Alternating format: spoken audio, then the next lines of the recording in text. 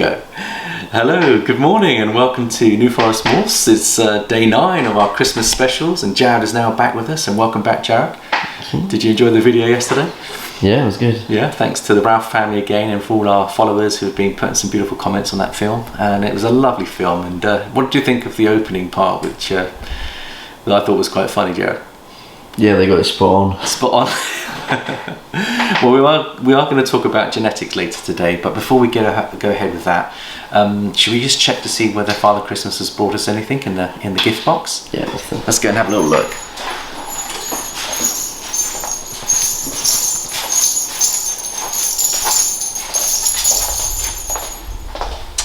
Well, there is a present in there, Jared. I'm not sure what's in there, but should we get it out and have a look? Let's see. Right, it's quite light, so I've got a feeling it could be a Christmas card.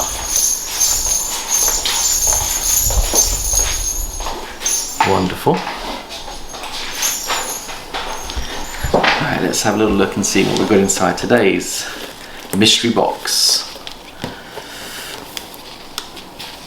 Now you'll notice we've got our rats out, Chad, haven't we? We've got feeding day today. So there's quite a few animals that we're going to be feeding today. A bit later on. So they're on defrost at the moment. And it is a Christmas card. And it's a Christmas card. A beautiful one at that. That's lovely. Thank you very much. Let's see who it's from. And there looks to be a little note in here. And it's from Jimmy Morgan. Well, thank you, Jimmy. That's really kind of you. So Jimmy's sent us one of his questions for our video today. So this is a giving video today. And he was saying, as he was referring to one of our videos, and I think we were talking about the Exantics. Do you remember, Jad? And we were talking about how to create triple and quadruple hets and visuals. And Jimmy was very pleased to comment on that video, and he said, this is a great video, but would you be able to explain how you'd go about approaching the triple and quadruple recessive projects that you've mentioned in the Exantic video? Well, that's a really good question, Jimmy. So let's just have a little think about that, Jared. In that video we spoke about doing the Batman pieds, and then we were going to bring in other genes, and you suggested bringing in the Desert Ghost and bringing in the Exantics, so that would produce like a 4 recessive gene animal, which is a tall order. I don't know anyone that's actually produced a 4 visual recessive gene. I don't know anyone. I think they've hit probably a 3 at the moment, but I can't think of anyone that's hit a 4 gene recessive. And there's probably a good reason why, because it's 1 out of 256 chance. If you took if you took 4 het animal male to a 4 het recessive animal female, and you put those together, you got a 1 out of 256 chance of hitting that. So that could take a long time if you've got, say, an average of 6 eggs a clutch. Or if we made it easy, let's say it's 8 a clutch. So 8 into 256. Trying to work my maths out now. Well, 2 8s are 16, 2 16s are 32, 2 32s are 64, 2 64s are 128, and 228s are 256. So that's a lot of clutches. So how do people go about reducing those odds, Jared? How do you go about improving your odds if you're going to go for a 1 out of 256 animal? Spending a lot of money and buying yourself a visual triple or quadruple recessive. Yeah, so that's with 4 hets recessive with 4 het recessives. But if you put 1 visual and 3 hets to 1 visual and 3 hets, then you actually have 1 out of, I think it's 1 out of 64. And then if you had 2 visual to 2 recessive. Hello, we're back again. Sorry, we had a battery failure there, so Jazz just changed the battery. We were talking about how to create quadruple hets, and I was just saying on there that if you were to put 1 visual into your animal, so you had like a visual recessive with 3 het recessives, and then you had on this side a female with the same 1 visual with 3 recessive hets. If you put those 2 together, you'd actually bring your odds down from 1 out of 256 to 1 out of 64, which is a huge difference, which means that you'd only need probably 8 clutches to hit that. But then if you put a double visual recessive with 2 hets, so it's still a 4 gene animal, but you've got 2 double recessives with 2 het recessives, and then you did the same with a double visual recessive on this side with 2 het recessives. So let's say you've got similar animals going into each other. The chances improve from 1 out of 64 to, any idea what the odds are, Jared? I'm not sure, no. Maybe like 1 out of 10. Well, I've done a little bit of research. On MorphMarket, they've got a really helpful calculator. So instead of you being brilliant at maths, you can actually plug in your exact animal as a male and your exact animal as a female, and it will produce your percentages for you. So I've been working on the computer trying to work out the odds. Now I've got here on the ball python calculator here, you'll see there's a little example. So you plug in your animals, and sorry, it's been cut off there. That's a desert ghost clown. And then you've got a het for piedboard, and you've also got 100% het for VPI exantic. So we've duplicated the male and female on both sides. You can see there and there. And then down here it gives you a full list of all the different outcomes. And you'll see to hit the 4 gene visual, what's the percentage chance? 6%. 6%, which is 1 out of 16. So by having 2 visuals with 2 hets and 2 visuals with 2 hets, you end up getting 1 out of 16 odds, which is so much better. So that would be my recommended route to try and get the 4 gene animal visual, is to try and get a double visual with 2 hets and a double visual with 2 hets coming together. You're looking at spending a lot of money doing that, but that's the easiest way. Well, there's 2 ways of doing it. You either spend money to get those animals, or you start from scratch and you do it in stages. So phase 1 would be obviously to prepare those animals ready for the later phases. So you kind of take it. So you could do this. It will take you 20 years if you start from scratch. It will take you 20 years to get a 4 gene visual. Probably more than that. Yeah, but I've worked out some money. I've worked out costing, and I've worked out dates. It's just my way of being quite meticulous with numbers, and I quite like my number crunching, being a chartered accountant, just to let everyone know out there that I am a chartered accountant. So if I come across with numbers and with statistics, it's just my professional upbringing, really. But I think that it's very important actually to actually do your number crunching in preparation, because there's quick routes of getting to somewhere and there's slow routes. And some people want to go quick, some people want to go slow, some want to go quick, quick, slow, quick, quick, slow. That was a pun, by the way, Jared. I didn't get it. Anyone else get it? Comment if you did. Well, I could, just from one of my favourite subscribers. I'm going to have to just do a little quick, quick, slow. Because the other thing is, I used to like ballroom dancing as a child. My mother sent me off for ballroom dancing lessons. So you can see my lovely boots here. So it used to be slow, slow, quick, quick, slow, slow, slow, quick, quick, slow. So we've got to get into this dancing mode here. But coming back to the genetics. Yes. Coming back to the genetics. Very quickly. I think I'm going to go as bright as my outfit the way I'm going at the moment. What you do at Christmas? I'm not drinking any alcohol. I'm completely teetotal. I don't drink any alcohol at all. But Jared and I get high on a different kind of spirit, don't we, Jared? The spirit of Christmas. But yeah, just coming back now. I've lost my train of thought. So just coming back to genetics. So to get your genetics before you start, it's very important to work out your roots. So I like to see these genetic calculators because they make life easy for us. So someone's designed a bit of software that we can plug into. Plug in your animals either side and it can work out all your genetics for you. It gives you a full list of all the outcomes and the percentages. And that's really important, because if you want to hit a particular animal, you want to be able to make sure the mixes are going in correctly. So in our video, I think we were aiming for the Batman Pied exantic with Desert Ghost. Now with that, that's a combination of 4 recessive genes, but also you've got to have spot nose and you've got to have leopard in there as well. So besides working out your probabilities for 4 recessives, you've got to also factor in your codoms. And one of the biggest mistakes people make is they want to shoot for the recessives straight away, but they forget about the codoms. And so you could end up, for example, buying a Desert Ghost clown, which will cost you about $3,000. So that's for your first double visual. And then you could buy a lightning pied, which has got your exantic and your pied in there. And therefore that would cost you a couple of thousand, and this one would cost you 3,000. That's $5,000. but you've got no codons in there. That's pure double recessive visuals. So the mistake is that you put those two together and you get your 4 het, because that will produce 4 het recessives by putting those two animals together. And then you could then put then if you produce 2 of those, you could put a 4 het recessive gene to another 4 het recessive gene, and it would take you 1 out of 256 of those pairings, or at least eggs, to generate 1 4 gene recessive visual. And that would take a long time. That would take about 30 or 40 years to achieve that if you're not careful. So that isn't necessarily the best way to go. So how do breeders, some of these top breeders, improve their odds, Jared? What do?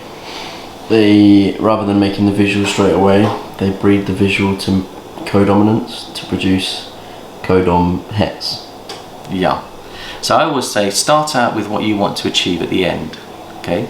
Now Jared and I don't know what a desert ghost, exantic, clown, pied looks like. And you know, you can spend 10 years on that project, and when it comes out, it could look awful. It could look an absolute mess. So now you've got to use your creative instincts, and you've got to look and see what other similar animals look like, and you've got to understand your palette.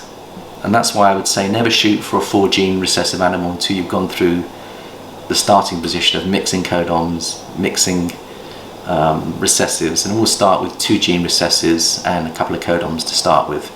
So you know, you wouldn't have your daughter, say you had a 5-year-old that was enjoying art, you wouldn't expect her to be doing stuff, you know, in the Tate Gallery.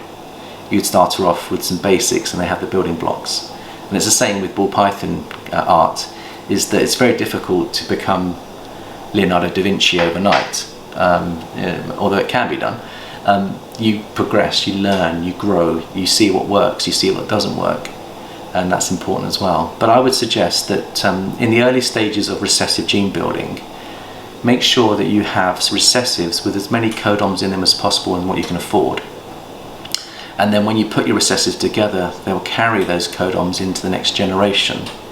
So that instead of going for like 4 het recessive to 4 het recessive and hitting that 1 out of 256 4 gene recessive animal, you've already, you know, you then got to plug in all your codons, and you're going to mess up all your 4 genes. So you start with the codons at the beginning of your projects, and you make sure there's a nice balance between codons and recessives before you then expand your recessive multiples, if that makes sense. So there's a couple of things there for you to think about, and I say there's lots of different ways to go. Have a go at the ball python generator, play around with some numbers, have a look at the statistics, work out your costs, work out what you've got in your projects. So let's just give you an example for us now, Jared. So if we're going to go for the Batman, we are going to go for the Batman. So we've got, what are we going to use for our Batman project? So we've got a leopard clown male with 4 other genes in him. Yeah. And we've got a vanilla spot nose het clown female. So we'll start off by breeding those 2 together, producing a Batman, and if it's got other codons in it as well, we'll have that too. Okay. And then, so that would give us the Batman with hopefully some vanilla, hopefully some fire, because I'd like fire in there. yellow belly, and possibly even orange dream, because we've got an orange dream female as well, haven't we? So you'd actually get your best, I would aim for your best Batman to start with. Try and get your very best Batman you can get with a few codons added in. And then on the other side of the coin, now you've got your male Batman with a couple of codons in there. What would you plug him into to achieve another recessive? so if it was me, I love clown pieds. So I'd we've got a clown het pied, so I'd put that to our clown het pied. Yeah. No, I'd put that to our pied het clown. Why would you do that, Jared? Because then you produce 100% het pied, and you have the potential of hitting a clown. Okay. Rather than potentially having a 50% pied visual clown. So there's another good point Jared's mentioned here. So when you're matching up your recessives, if you can get 100% visual on one side and 100% visual on another of a different gene, and you put them together with, then at least the next offspring will be guaranteed to have 100% of that recessive. But if you start off with a het on this side, that reduces your chances by 50%, because going into the next gene will only give you a 50% chance of getting that recessive. So actually getting the mix right between how you're pairing your visuals and hets is very important. So you'll go for a visual clown on this side, which is the Batman, and you'll go with a visual pied on that side. So when you bring them together, you get better chances, better odds of getting a double visual. Now we have got a couple of projects here, and then we've got the Dreamsicles, which is lavender Pied. albino pied, and we've got a male and a female. So there's a double visual recessive that we've already got. So I would start with that case.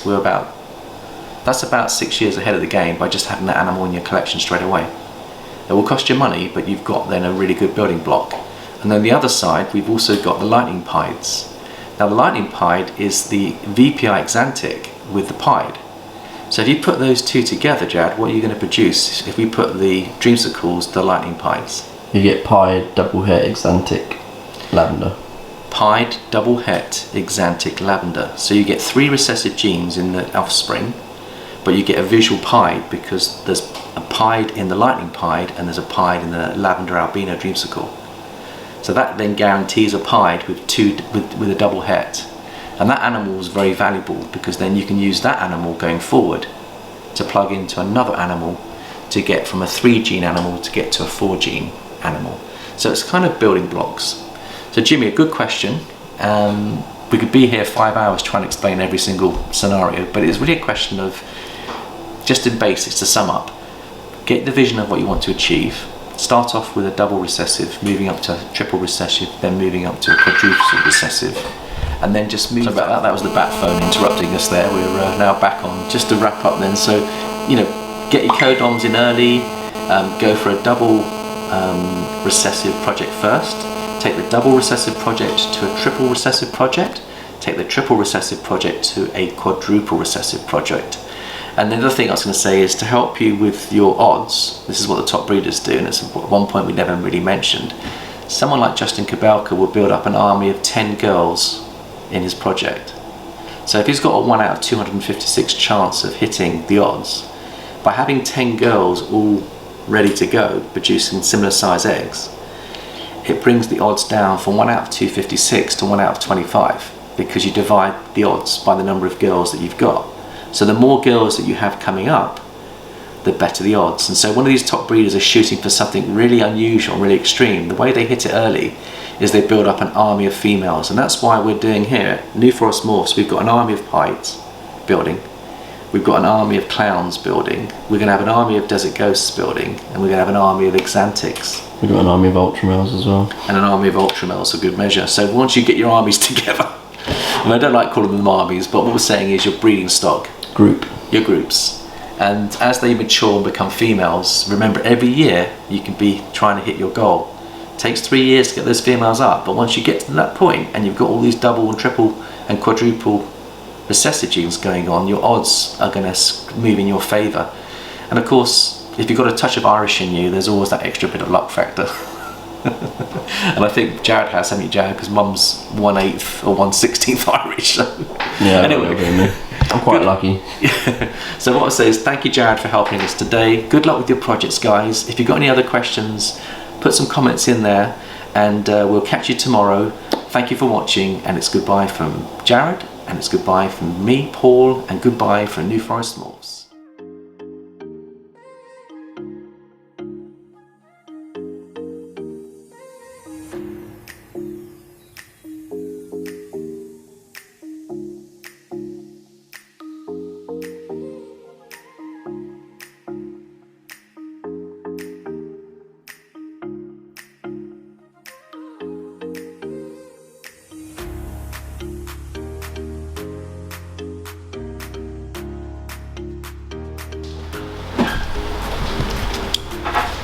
Right, we've got another lock over the weekend, so that's 3, the third lock this weekend, and this is the banana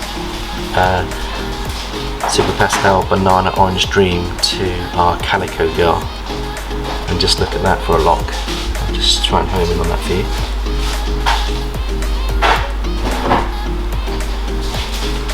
I'll have to just put that a little bit further. There we go, there she is. And there's your lock. Beautiful, well done Apollo. And that's just superb. He's proving to be a real star, this Apollo. So that's all good news, and I think that's going to make a lovely combination, the calico with the banana. Well done Apollo.